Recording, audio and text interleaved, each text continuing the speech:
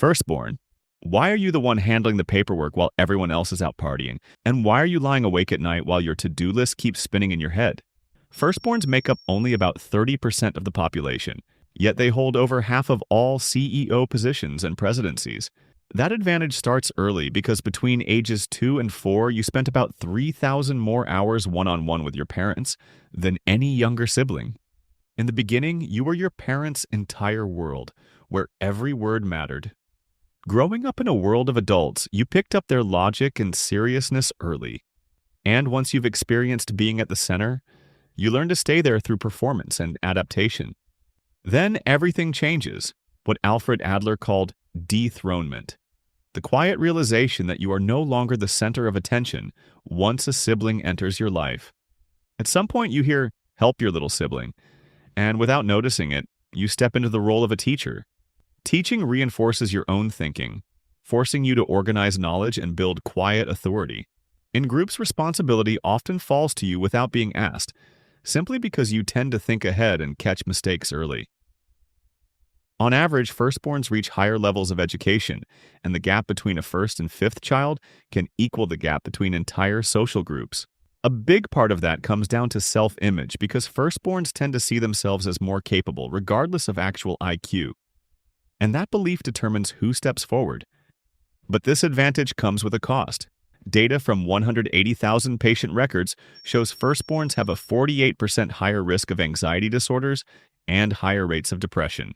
The constant pressure to meet expectations leaves its mark, and the responsibility you take on early often stays with you much longer than expected. Secondborn. Why does the second child often turn out so different from the first, even when they grow up in the same household? While firstborns tend to follow the rules, secondborns look for what exists between them.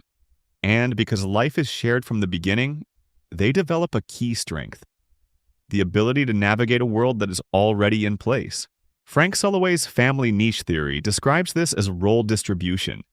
If the responsible one role is taken, the second child has to find another way to stand out. That difference is not random.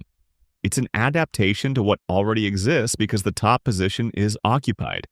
As a result, secondborns often become more adventurous and open to new approaches. While the first child tends to preserve structure, the second is more likely to question it, shifting focus from what is already there to what could be possible. Growing up with an older sibling also accelerates adaptability because you are constantly adjusting to someone ahead of you. Social skills develop early through sharing and finding your place, and with less direct control, independence grows naturally. You learn to read situations quickly, sense tension, and respond to it rather than trying to control everything. This freedom, however, comes with a downside, especially for boys. MIT studies show second-born sons have a higher likelihood of disciplinary issues, partly because early exposure to boundaries often leads to testing them more intensely. You may not be first in line, but you are often the one who finds new paths, and instead of following what came before, you build something entirely your own. Middle child. Popular culture often paints the middle child as overlooked, but the data tells a completely different story. Middle children tend to develop strengths that make them especially resilient, and what looks like invisibility often becomes the foundation for steady, independent growth. Since the responsible leader and baby roles are already filled, space opens up in between. Growing up without a clearly assigned position forces you to define your own place much earlier, leading to a form of independence born from necessity, not freedom. In everyday life, you often take on the role of a mediator, learning to understand different perspectives and move between them.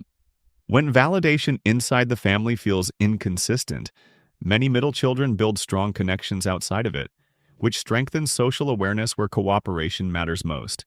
A massive 2024 study with over 700,000 participants shows a clear pattern.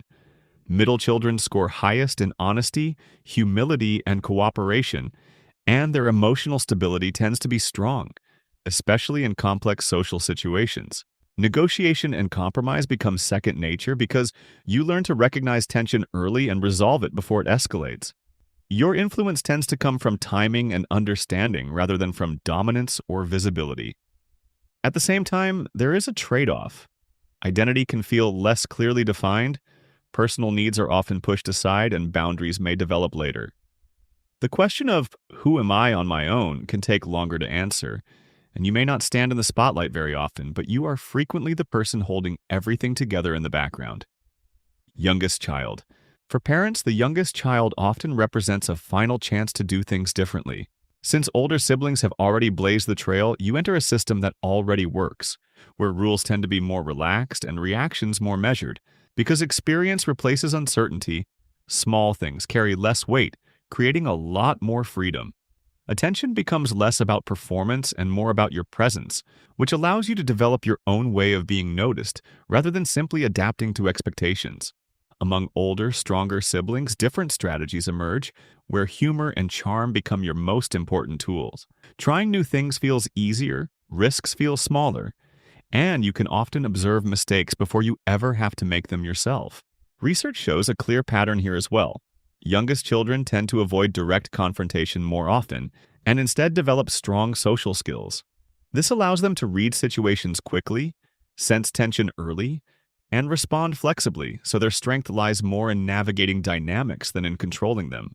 Existing structures are questioned more often, new approaches come naturally, and you benefit from the experiences of others without repeating their mistakes, leading to a certain lightness in how you deal with challenges. However, this freedom has a cost. Self-discipline may develop more slowly, especially when responsibilities have been handled by others early on. You grew up in a system that already worked, and that is exactly why you can move so freely within it. Only child. The only report card that comes home is yours, and so are all the expectations. For a long time, the idea of the selfish only child shaped public perception, largely influenced by early research from G. Stanley Hall in 1896, which was based on biased samples. Modern research shows a very different reality. As one-child families are becoming the standard in many industrialized countries, you grow up in an environment where time, money, and attention are focused entirely on you. Without siblings competing for those resources, development happens in a more concentrated, calmer setting, where you absorb the language and habits of adults early on. A strong vocabulary and a deep sense of independence often develop. Being alone feels completely normal, and focus comes easily, allowing you to sustain concentration on complex tasks over long periods.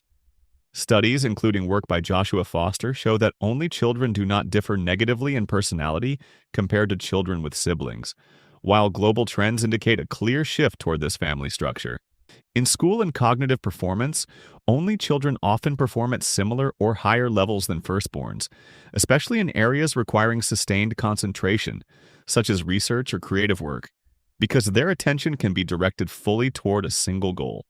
At the same time, this concentrated environment can create pressure, as expectations are not distributed.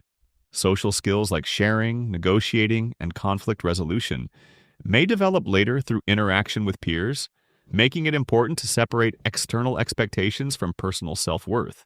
You're used to handling things on your own, and that is what makes you both independent and effective. Twins.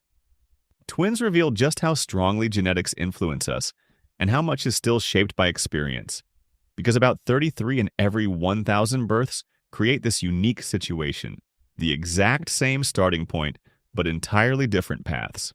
There are two main types.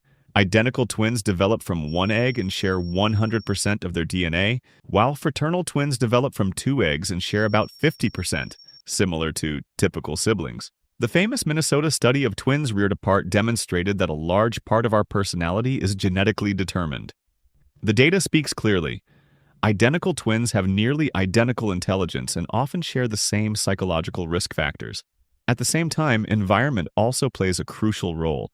This becomes particularly visible in the relationship dynamics of twins who grow up together. Within this close bond, the mirror effect is frequently observed.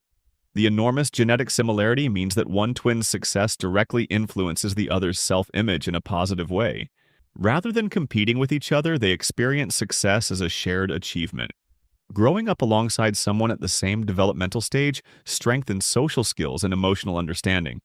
And many twins develop a deep bond and strong sensitivity to each other's emotional states. However, this closeness creates challenges because forming an independent identity can be more difficult when constant comparison is present, and separation often requires conscious effort over time. You grow up with someone who is very similar to you, and that is exactly what helps you understand who you are. Gap child. A gap child grows up in the same family as their siblings, yet experiences it through a completely different lens, because larger age gaps of 6, 10, or even 15 years completely change the dynamic. You become less a part of a shared childhood and more someone entering an existing system, as the structure shifts significantly when there is an age difference of 5 to 7 years or more. For the younger child, the older sibling often feels less like a competitor and more like a guide. As that sibling begins to follow their own path, parental attention tends to focus more directly on you, providing a role model without the pressure of direct competition. This often leads to faster development in certain areas. As you spend more time around older individuals, absorbing their language and perspectives early on, and learning happens more through observation than rivalry, larger age gaps also tend to reduce typical sibling conflicts, since competition over the same resources becomes less relevant. Relationships are more likely to be supportive, while parents often respond with more experience and calmness. An important advantage lies in this combination of closeness and distance, because you learn to move between different age groups and social contexts, which strengthens adaptability and social confidence. At the same time, there is a downside. Shared childhood experiences are limited, daily routines rarely overlap, and emotional distance can develop, meaning that shared memories often have to be built later in life.